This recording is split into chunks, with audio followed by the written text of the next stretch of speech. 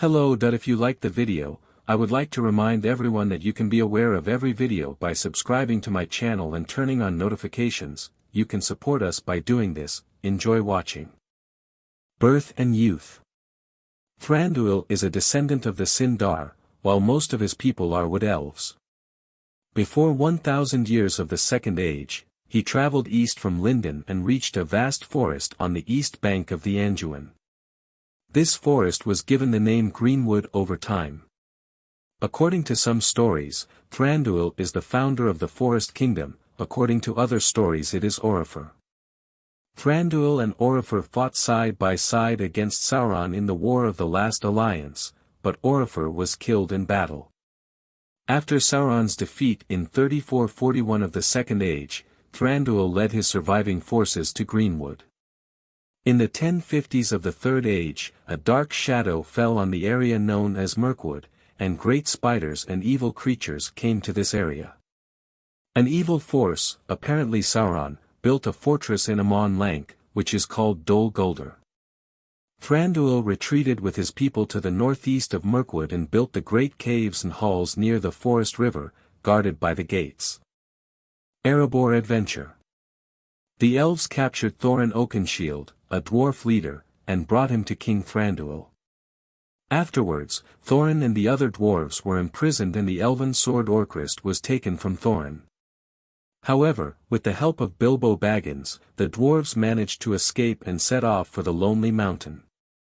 Upon hearing the news of Smaug's death, Thranduil and Bard provided food and shelter to help the lake men. Later, on the Lonely Mountain, there was a negotiation between Bard and Thorin, who asked for a share of the treasure, but Thorin refused. At Thorin's request for help, word was sent to his cousin Dane Ironfoot, but Bilbo secretly left the Lonely Mountain because he did not want war.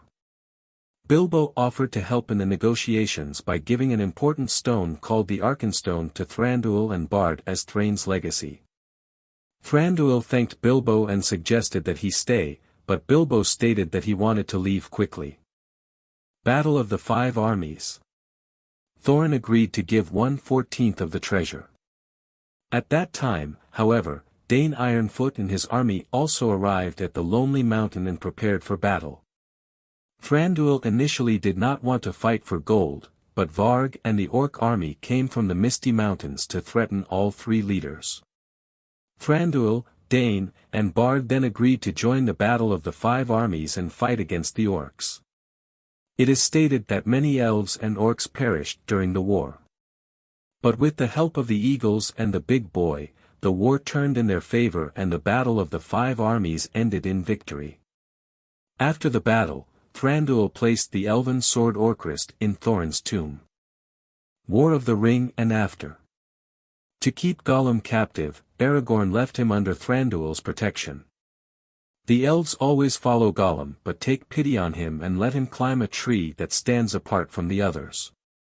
One night, when Gollum refused to come down from the tree, the orcs attacked the wood elves, and at that time Gollum managed to escape. He sent his son Legolas to Rivendell to report this event to Elrond. Legolas became one of the 9 members of the Fellowship of the Ring.